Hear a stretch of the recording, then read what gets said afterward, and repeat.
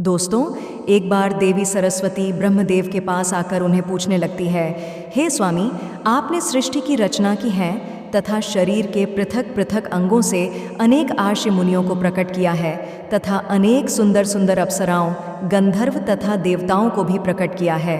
आपने ही स्त्रियों को सौंदर्य और चंचलता प्रदान की है, किंतु हे प्रभु, स्त्रियों में ही गर्भ की उत्पत्ति क्यों होती है? संसार में केवल स्त्रियां ही गर्भ धारण क्यों करती हैं?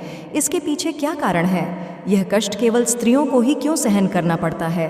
तब ब्रह्मा जी मुस्कुराते हुए कहते हैं, हे देवी, आज आपने उचित ही प्रश्न किया है और यह बात सत्य है कि संसार में सभी रोगों और कष्टों से बढ़कर गर्भ धारण का कष्ट होता है। गर्भ धारण करने में स्त्रियों को अत्यधिक पीड़ा होती है। इस विषय में मैं आपको एक प्राचीन रहस्य सुनाता हूँ। आप ध्यान से पूरा सुनिए। जो भी स्त्री इस कथा का श्रवण करती है उसे अत्यंत गुणवान तथा रूपवान पुत्र की प्राप्ति होती है। देवी सरस्वती कहती हैं, हे प्रभु, मैं इस कथा को ध्यानपूर्वक सुनूंगी। कृपया आप इस कथा को मुझसे कहिए। फिर ब्रह्मा जी कहते हैं, हे देवी, पुलस्त्य का जन्म मेरे कान से हुआ था। पुलस्त्य मेरे मानस पुत्रों में से एक है। मैंने उसे अनेक प्रकार की विद्याएं प्रदान की तथा उसके प्रकट होने का उद्देश्य उसे समझाया। फिर मैंने उसे संसार के कल्याण के लिए तपस्या करने का उत्तम कार्य सौंप दिया। मेरी ही आज्ञा से सतयुग में महर्षि पुलस्त्य सुमेरु पर्वत के उच्च बिंदु पर तपस्या करने के लिए चला गया। वहाँ पर आश्रम का निर्माण करके पुलस्त्य घोर तपस्या करने लगे। उसी समय अनेक गंधर्व देवता, दानव तथा अप्सराएं उस स्थान पर विचरण करने के लिए आया करते थे। उन सभी की दृष्टि पुलस्त्य पर पड़ी तो वे सभी उनकी चेष्टा करने लगे। उन्होंने पुलस्त्य की तपस्या में अनेक बार विघ्न उत्पन्न करने का प्रयास किया। खेल खेल में अप्सराएं पुलस्त्य के तप को भंग करने का प्रयास करने लगी, उनकी तपस्या में बाधा निर्माण करने लगी। तभी पुलस्त्य ने क्रोध में आकर वहाँ पर उपस्थित सभी अप्सराओं और गंधर्व को यह चेतावनी दे दी, आज के बाद जो भी प्राणी उनके सामने आएगा और उनकी तपस्या में विघ्न डालेगा, वह गर्भ धारण करेगा। पुलस्त्य की ऐसी कठोर वाणी सुनकर समस्त अप्सराएं, गंधर्व आदि भयभीत हो गए और वहाँ से डरकर दूर भाग गए। उसी समय में पर्वत की कंदर में आश्रित रणबिंदु की कन्या हविर्भुआ अपने माता पिता के साथ निवास करती थी। वह महर्षि पुलस्त्य के कहे गए वचन को नहीं जानती थी। फिर एक दिन वह अपनी सहेलियों को खोजते हुए सुमेरु पर्वत के उस स्थान पर चली गई जहाँ पर आर्षि पुलस्त्य तपस्या कर रहे होते हैं। तृणबिंदु की कन्या अपने सहेलियों को पुकारते हुए महर्षि पुलस्त्य के आश्रम पर पहुंच गई। जब हविर्भुआ महर्षि पुलस्त्य के सामने आकर खड़ी हो गई तो उनकी दृष्टि उस स्त्री पर पड़ी। महर्षि पुलस्त्य की दृष्टि पड़ते ही पुलस्त्य के श्राप का प्रभाव उस पर पड़ने लगा। तत्काल ही उसका शरीर पीला पड़ने लगा और वह उसी क्षण गर्भवती हो गई। अचानक स्वयं के शरीर में इस प्रकार का विचित्र बदलाव देखकर हविर्भुआ अत्यंत घबरा गई। उतने में ही उसकी सखियां उस स्थान पर आ गईं, तो हविर्भुआ ने उन्हें उस घटना के बारे में बता दिया। फिर हविर्भुआ की सहेलियां उसे लेकर उसके पिता के घर पर चली गई। वहां जाकर हविर्भुआ ने अपने पिता को सारा वृतांत सुना दिया। अपनी पुत्री की यह बात सुनकर महर्षि तृणबिंदु को बड़ा दुख हुआ। अब उन्होंने ध्यान लगाकर सब कुछ देख लिया तो उन्हें पता चला कि महर्षि पुलस्त्य के द्वारा श्राप दिए जाने पर उनकी पुत्री गर्भवती हो गई है।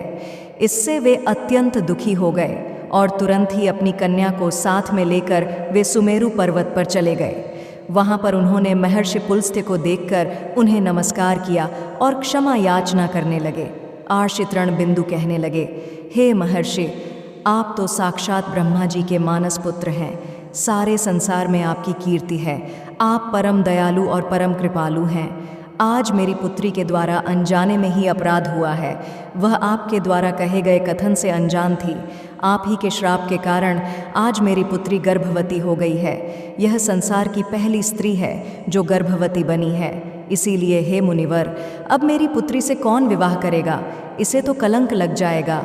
इसीलिए मैं आपसे प्रार्थना करता हूँ कि आप मेरी कन्या को पत्नी के स्वरूप में ग्रहण कीजिए। मेरी कन्या सर्वगुण संपन्न है। उसके मन में किंचित मात्र भी दोष नहीं है। वह अनजाने में ही आपके श्राप को ग्रहण किया है। यह सदैव ही आपकी सेवा में तत्पर रहेगी। इस प्रकार से आर्षि तृणबिंदु ने आदरपूर्वक महर्षि पुलस्त्य से विनती की तृणबिंदु के आदर सत्कार और स्तुति से महामुनि पुलस्त्य अत्यंत प्रसन्न हुए और हविर्भुआ को दिए गए श्राप से उन्हें बड़ा दुख हुआ।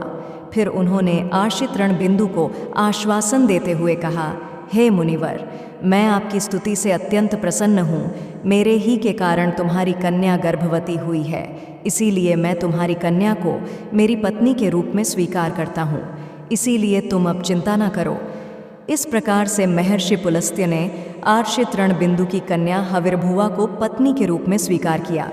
तदनंतर तृणबिंदु की कन्या हविर्भुआ महर्षि पुलस्त्य के साथ उनके आश्रम पर ही रहने लगी और दिन रात सच्चे हृदय से उनकी सेवा करने लगी।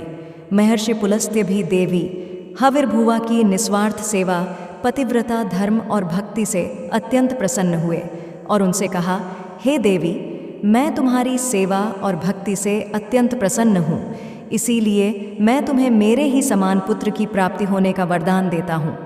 जिस समय तुम मेरे सामने आई थी उस समय मैं वेदों का पाठ कर रहा था और तुमने वेदों का श्रवण भी किया है।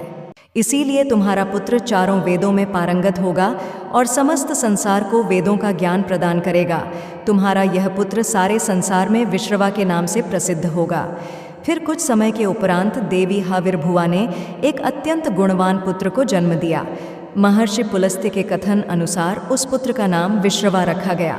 विश्रवा अपने पिता महर्षि पुलस्त्य के समान ही विद्वान, सत्यवादी और धर्म का पालन करने वाले थे। उनकी ख्याति संपूर्ण विश्व में हुई। उनकी कीर्ति और महानता को देखते हुए महर्षि भारद्वाज ने अपनी पुत्री इडविला का विवाह उनके साथ कर दिया। फिर मुनि विश्रवा की पत्नी इडविला के गर्भ से एक पुत्र का जन्म हुआ जिसका नाम वैश्रवण रखा गया। वैश्रवण का ही एक नाम कुबेर है। कुबेर जी ने ब्रह्मा जी को प्रसन्न करने के लिए कठोर तपस्या की। फिर कुबेर की तपस्या से प्रसन्न होकर ब्रह्मदेव ने उन्हें वरदान दिया और उन्हें उत्तर दिशा का स्वामी तथा धनाध्यक्ष बना दिया। इसके साथ ही मन की गति से चलने वाला पुष्पक विमान कुबेर को भेंट दिया। कुबेर जी धन के स्वामी हैं। गंधमादन पर्वत पर स्थित संपत्ति का चौथा भाग कुबेर जी के ही नियंत्रण में है। कुबेर जी ने उस धन का 16वां भाग मनुष्यों को प्रदान किया। महर्षि विश्रवा की दूसरी पत्नी का नाम कैकसी था। एक बार भगवान शिव ने माता पार्वती के लिए अत्यंत सुंदर महल का निर्माण करवाया था जिसे लंका नाम दिया गया। उस लंका के गृह प्रवेश के समय भगवान शिव ने अर्षि विश्रवा को भी निमंत्रण दिया हुआ था। अर्षि विश्रवा अपनी पत्नी को लेकर लंका के गृह प्रवेश में गए थे। जब भगवान शिव ने अर्षि विश्रवा को दान मांगने के लिए कहा, तब विश्रवा की दुष्ट पत्नी कैकसी ने छल से उन्हें लंका मांगने के लिए विवश कर दिया और भगवान शिव तो भोलेनाथ हैं, उन्होंने विश्रवा को लंका दान में दे दी, जिससे माता पार्वती को अत्यंत क्रोध आ गया और उन्होंने कैकसी को श्राप देते हुए कहा, आज तुमने मेरे पति से जिस सोने की लंका को मांगा है, एक दिन वहीं तुम्हारी इस सोने की लंका को जलाकर भस्म कर डालेंगे। जिसके बाद विश्रवा जी ने भगवान शिव द्वारा प्रदान की गई सोने की लंका को अपने पुत्र कुबेर को प्रदान की, किंतु बाद में कैकसी के पुत्र रावण ने कुबेर से वह लंका छीन ली। लेकिन त्रेता युग में भगवान शिव के अवतार हनुमान जी ने उस सोने की लंका को जलाकर भस्म कर डाला। ब्रह्मदेव कहने लगे, हे देवी, इस प्रकार से महर्षि पुलस्त्य के श्राप के कारण संसार की स्त्रियां गर्भवती होती हैं। मैंने संसार की समस्त स्त्रियों को पुरुषों से भी अधिक सहनशील बनाया है। उनमें हर दुख को सहन करने की क्षमता पुरुषों से अधिक है। इसीलिए स्त्री की रचना करने में मुझे सबसे अधिक समय लगा। गर्भ धारण करना यह स्त्रियों के लिए श्राप रूपी वरदान ही है।